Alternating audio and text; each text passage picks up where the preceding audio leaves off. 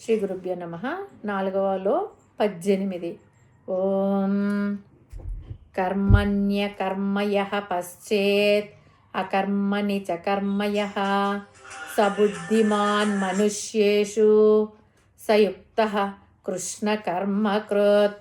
ముందుగా మనము పదాల వివరణ తెలుసుకుందాము. పదానికి అర్థం తెలుసుకుందాము.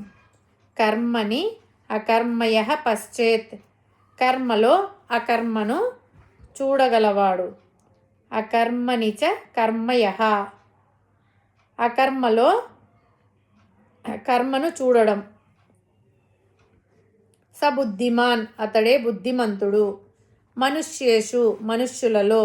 సయుక్తః, యోగములో నిష్టగా ఉన్నవాడు. కృష్ణ కర్మకృత్, సమగ్రంగా కర్మలను పూర్తి చేసినవాడు. పరమాత్మ ఏమంటున్నాడంటే, సాధారణంగా లోకంలో ప్రజలందరూ మేము కొంతసేపు పని చేస్తున్నాము అని అనుకుంటారు, కొంతసేపు ఏమీ చేయడం లేదు, హాయిగా విశ్రాంతి తీసుకుంటున్నాము అని అనుకుంటారు.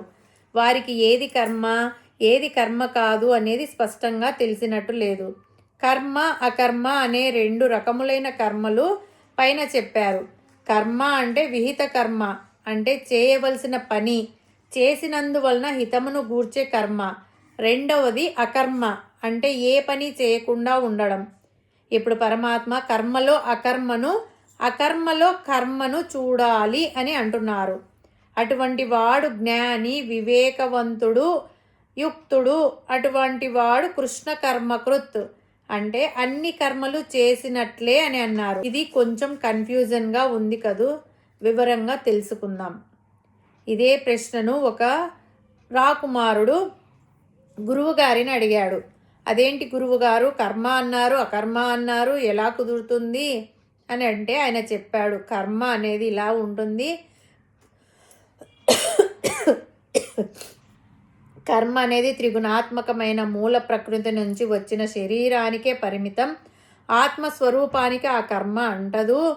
కానీ ప్రతి వ్యక్తి ఈ పని నేనే చేస్తున్నాను, నేను తప్ప వేరే ఎవ్వరు ఈ పని చేయలేరు అని అనుకుంటూ ఉంటారు. కానీ ఆత్మస్వరూపానికి ఏ కర్మ అంటదు. కర్మ అంటే అది శరీరానికి మాత్రమే అని చెప్పారు గురువుగారు. మనకు అర్థం కానట్టే ఆ పిల్లవాడికి కూడా అర్థం కాలేదు. ఈ లోపల ఆ రాకుమారుడిని తండ్రి రాజుగారు ఊరేగింపుగా వెళుతున్నారు. తండ్రి గారు ఏనుగు మీద ఊరేగింపుగా వెళ్తుంటే ఆ పిల్లవాడు అటువైపు చూస్తూ నిల్చున్నాడు. తను ఏమి అడిగినాడు గురువుగారిని, గురువుగారు ఏమి చెప్తున్నారు అన్నీ మర్చిపోయాడు. అన్నీ మర్చిపోయి అలాగే చూస్తూ నిలబడ్డాడు. ఆ గురువు ఆ పిల్లవాడి చెవిలో ఏం జరుగుతుంది అని అడిగాడు. మా నాన్నగారు ఊరేగింపుగా వెళ్తున్నారు అని పిల్లాడు చెప్పాడు. గురువు మళ్ళా ఏమి జరుగుతుంది చెప్పు అని అడిగారు. మా నాన్నగారు ఏనుగు మీద ఊరేగింపుగా వెళ్తున్నారు అని పిల్లాడు చెప్పాడు.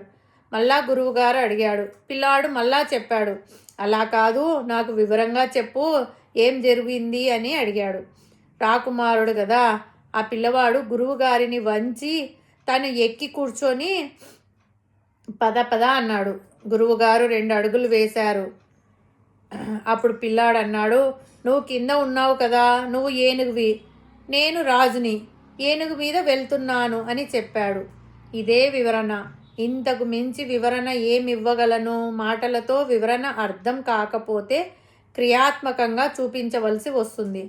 అప్పుడు ఆ గురువు అన్నారు, కదిలేది నేను కదులుతున్నాను, నువ్వు కదులుతున్నావా? నడు నడు అన్నావు, ఎవరు కదులుతున్నారు?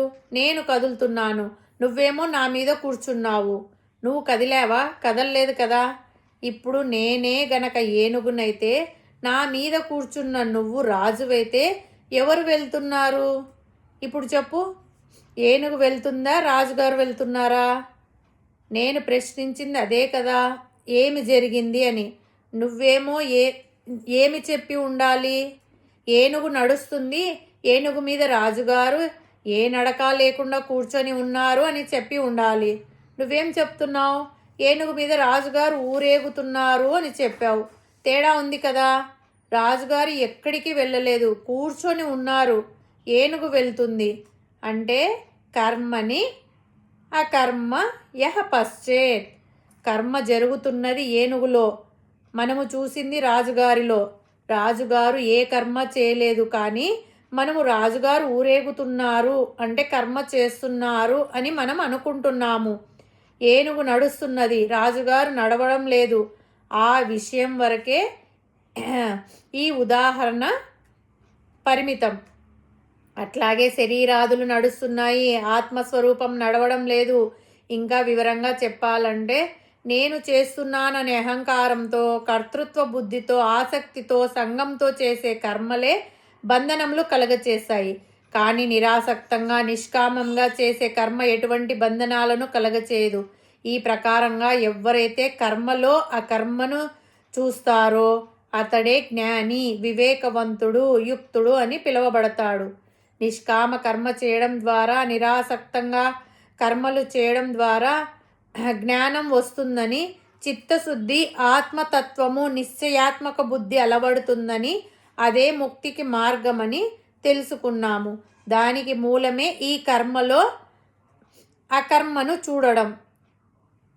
ఇంకా రెండవది అకర్మలో కర్మను చూడడం. కొందరు ప్రాపంచిక విషయాల గురించి ఆలోచిస్తూ కర్మలు చేస్తారు. మరికొందరు సోమరులుగా ఉండి ఏ పని చేయకుండా ఉంటారు. ఏ పని చేయకపోవడం అకర్మ అని మనం చెప్పుకున్నాం. వాస్తవానికి ఇది అకర్మ కాదు. శరీరం మాత్రం ఒక చోటనే ఉండి మనస్సు ప్రపంచమంతా విహరిస్తూ ఉంటుంది, కోరికలతో సతమతమవుతూ ఉంటుంది. ఇదే అకర్మలో కర్మ చేయడం. మానసిక ఆలోచనలు కూడా బంధనాలకు కారణమవుతాయి. పేదవాళ్ళు, వయసు మీరిన వాళ్ళు పుణ్యక్షేత్రాలు దర్శించలేరు, ఎక్కడికి పోలేరు. వారికి కడుపే కైలాసం, ఇల్లే వైకుంఠం. వాళ్ళు ఇంట్లో కూర్చొని ధ్యానంలో ఉండి ఏ కర్మ చేయకుండా కేవలం మనస్సుతో అన్ని పుణ్యక్షేత్రాలు చుట్టి రావచ్చు. అన్ని దేవుళ్లను మనసులోనే దర్శించవచ్చు. మనస్సులోనే ఎన్నో పుణ్యకార్యాలు చేసినట్టు ఊహించవచ్చు. ఎల్లప్పుడూ ఇతరుల క్షేమమును, సమాజ హితమును కోరవచ్చు. అటువంటి వారు కూడా అకర్మలో కర్మను చేసినట్టే. ఈ శ్లోకాన్ని కొంచెం వివరంగా తెలుసుకుందాం. ఇటువంటివి గ్రంథి శ్లోకములు అని అంటారు. అంటే పైపైన అర్థం కావు, చాలా చిక్కుముడిగా ఉంటాయి. లోతుగా పరిశీలిస్తే అనంతమైన అర్థం తెలుస్తుంది. ఈ శ్లోకం కూడా అటువంటిదే. పైపైన చదివితే కర్మలో అకర్మను, అకర్మలో కర్మను చూచేవాడు వివేకి, బుద్ధిమంతుడు అని అర్థం. ఇది ఎంత అసంబద్ధంగా ఉందో మీకే అర్థమై ఉంటుంది. సాధారణంగా తాడును చూచి పాము అనుకునేవాడు అజ్ఞాని. తాడును తాడుగాను, పామును పాముగాను చూసేవాడు జ్ఞాని. ఇది సాధారణ అర్థం. కానీ ఇక్కడ వ్యతిరేకంగా చెబుతున్నాడు పరమాత్మ. కానీ దీనిని లోతుగా పరిశీలిస్తే అసలు అర్థం గోచరిస్తుంది. సాధారణంగా మనం ఏదో ఒక పని చేస్తే ఆనందం కానీ దుఃఖం కానీ వస్తుంది. కానీ గాఢ సుషుప్తిలో ఏ పని చేయకపోయినా ఆనందం కలుగుతుంది. దానినే ఆత్మానందం అని అంటారు. ఎందుకంటే ఎల్లప్పుడూ ఆనందంగా ఉండడం ఆత్మ యొక్క స్వభావం. ఆత్మను దర్శించడమే అకర్మలో కర్మ చేయడం. అటువంటి వాడు కృష్ణ కర్మకృత్. అంటే ఏ పని చేయకపోయినా అన్ని పనులు చేసినట్టే. అంటే మనకు కర్మలు చేస్తేనే ఫలితము, తృప్తి, ఆనందం కలిగేది. కానీ జ్ఞానికి ఏ పని చేయకుండా మనసును ఆత్మలో చేర్చి రమిస్తుంటే అన్ని పనులు చేసిన దానికన్నా ఎక్కువ తృప్తి, ఆనందము కలుగుతాయి. ఈ జ్ఞానము అందరూ పొందవచ్చు అని పరమాత్మ చెప్తున్నారు. కేవలం వేదములు, శాస్త్రములు చదువుకున్నంత మాత్రాన పండితులు కావచ్చేమో కానీ బుద్ధిమంతులు కారు. వారి బుద్ధి మానసికంగా పెడతో పడుతూనే ఉంటుంది. పైకి సాత్వికంగా కనిపించినా ఏమీ చేయకుండా ఉన్నా వారి మనస్సులలో చాలా వికృతమైన ఆలోచనలు సుడులు తిరుగుతూ ఉంటాయి. కాబట్టి బుద్ధిమంతులు ఎవరు అనే ప్రశ్న వస్తుంది. ఆ ప్రశ్నకు జవాబు పరమాత్మ పై 5 శ్లోకాలలో చెప్పబోవుచున్నారు. హరి ఓం తస్సత్.